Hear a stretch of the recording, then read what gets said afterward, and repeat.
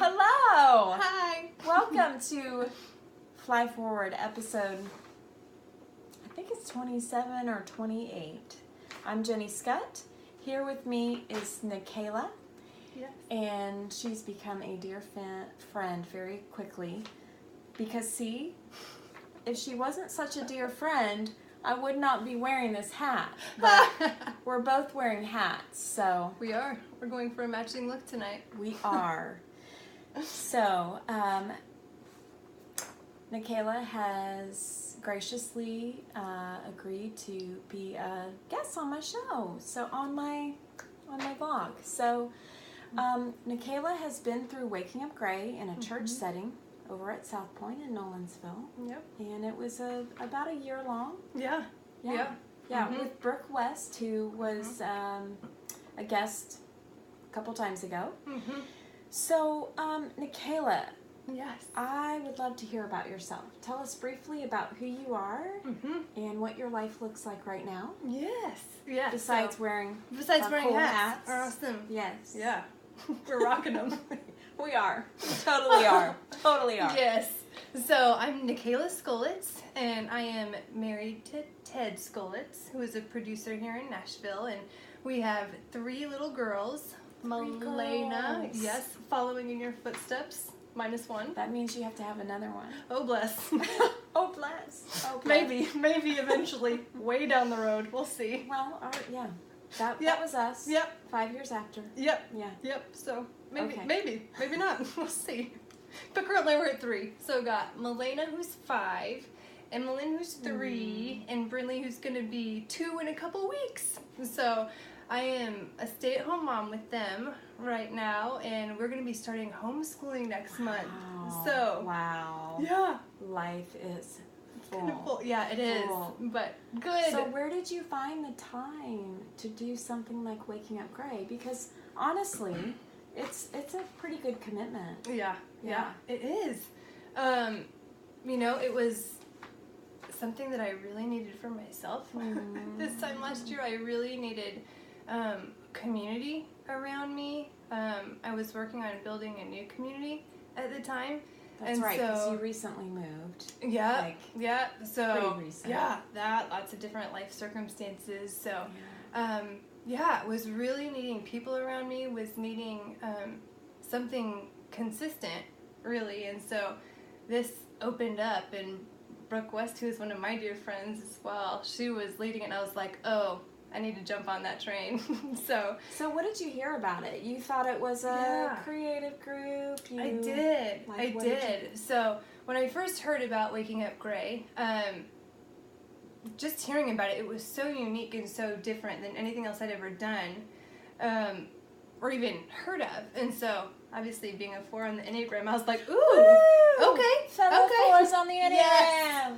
So it was really... So you wanted something different. I wanted something different.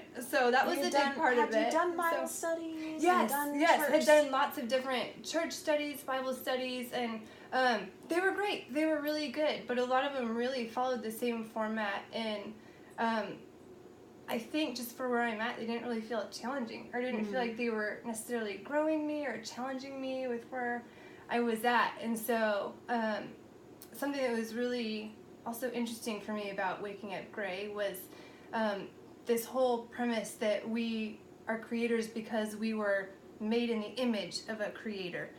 And growing up in my home, my sister was the artist in our house. So she was the artsy one. She was super creative. I always loved the idea of creating, but I think I got in my head a lot, and I was like, oh, that's her thing. That's her domain.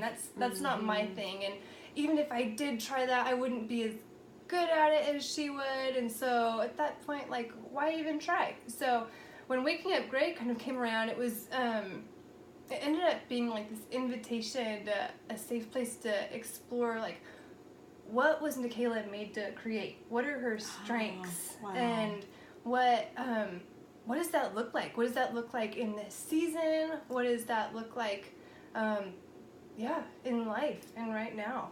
And so it just ended up being this really sweet thing that kind of got brought around circle a little bit. Yeah. So when you asked yourself that question of what is Nikayla? How is she created? Mm-hmm. Did that give you, was there a pathway that opened up? Was there some freedom that happened in terms of being able to explore that question? You know, there was. And it actually, that was actually part of my waking up gray process, really. And it, that actually came pretty soon after we started the group, which was really cool. There was something that you had written in the book, Jenny, that was incredibly impactful for me, and I think it really set the tone and the foundation for the rest of my time in waking up gray. And what you had written was, Jesus liberates us to say, I did my best and it was bad.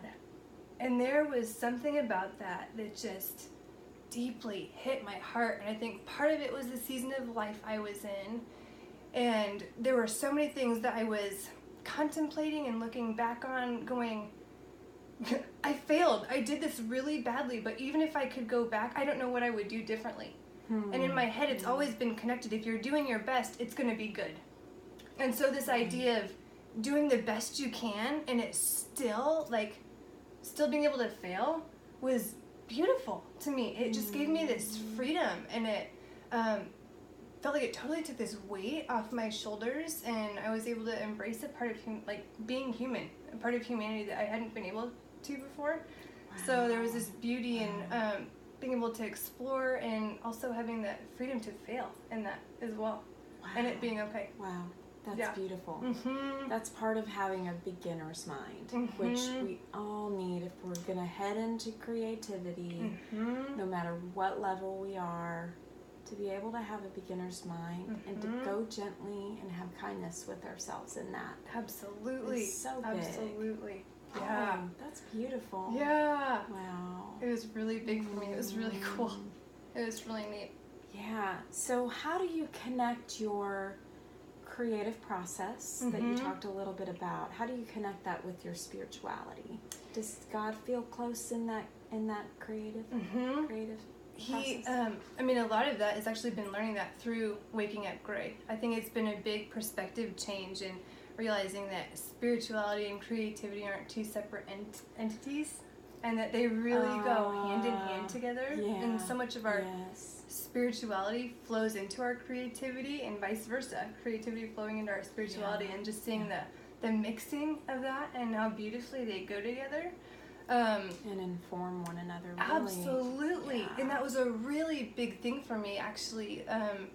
Our last week of waking up gray, went into that meeting, and we were doing a collage that week, and I love collaging. That's like one of my favorite things to do. I love making beautiful pieces. I love thinking through how I'm going to lay it out, just the whole process of creating those. But this particular week, I went into our meeting super emotional and super emotionally charged. And I'm kind of going like, all right, got to make a collage. What are we going to do? And I kind of was like, you know what? It's just going to be super raw. And so when I went into creating, it was a complete kind of pouring out of what I was feeling. And so, I've got ripped up sandpaper that I'm gluing on the pages, and broken eggshells, and a piece of scripture that had been ripped out of the Bible that was crumpled up and torn that I had flattened back out again and glued on there. And it ended up being this piece that was probably the least beautiful of everything that I had done all year, but ended up being the most special to me. Because it was this turning point of realizing I can express how I'm feeling in a tangible way. And that is really cool. And I can invite the Lord into that process and process that with Him as I am creating, if that makes sense. Yeah. So where did He feel in that? Did He feel near to you? Yeah. And again, there was just... I think something that I struggle with is also being able to feel what I feel, and that being okay. I feel like I've had a lot of different times in my life where I've tried to express how I feel, and someone's come back with, well, you shouldn't feel that way, or I don't see why you would feel that way. You should feel like this or not. And so I feel like something's wrong with me. Like, I must be doing something wrong if I feel like this, and I shouldn't be, is what I'm being told.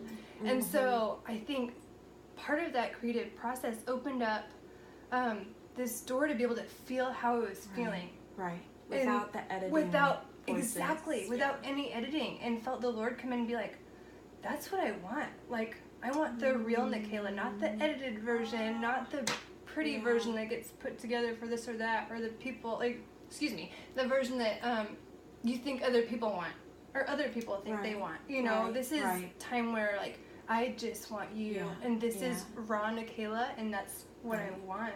Raw. Yeah. So it was a neat project for me. It was really cool. That's so great. So that was the last week. That was the last week. Yeah. So kind of ended with a bang there. Yeah. So for anyone out there listening to us, to our conversation, thinking about how they might be able to connect with themselves, a lot of this process is picking up some of the fragments of our pieces that have gotten lost. I think we get disconnected from ourselves, from God, from each other. And so my desire through this project of Waking Up Great is to help us to come back into that connection.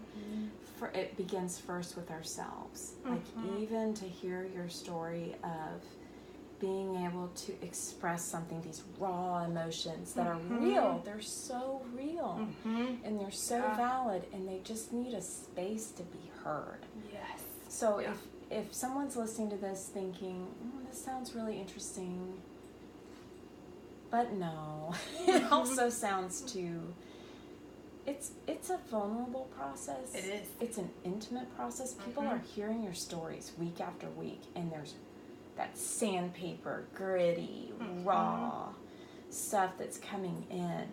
What would you say to someone like that, who resonates with the process, but also has been wounded, or is, you know, we've all had really horrible small group experiences, right? Absolutely. So there's a lot of fear that comes with it. What would you say to that person? Yeah, there's risk in anything you're going to do like that. There really is. But it comes down to, is it worth the risk, and is it worth the sacrifice? And gosh, for me, it so was. There's something incredibly powerful about experiencing community the way that I think God designed it to be. So being able to come together with a group of women every week or every other week and know that, like, it's going to go deep. You know, and everyone is going to be in there, like, sharing their heart and bearing their soul, and it's absolutely risky. It so is, but the community and the community of being able to pray and cry with women, like, as they're struggling, and just to surround them in that, and then be able to celebrate victories and growth that you see, is just... Gosh, it is so worth it. It's amazing. I mean, it was something for me. I felt really nervous going into Waking Up Great. I really did. And I do typically open up pretty easily. I'm pretty much an open book, but I felt timid going into this. This is like soul stuff. Yeah. So there is that. But I would encourage you, if any of this resonates with you, contact me. Absolutely. Flyforward.org. I'll be beginning groups in the fall. I would love to have you join us. Flyforward.org. Go to the contact page. Contact me. We have groups in your area. If we don't, maybe it's time for you to start one. So contact me, and you can reach. If you want to talk to Nikayla and ask her more questions, contact me, and I will put you in touch with her.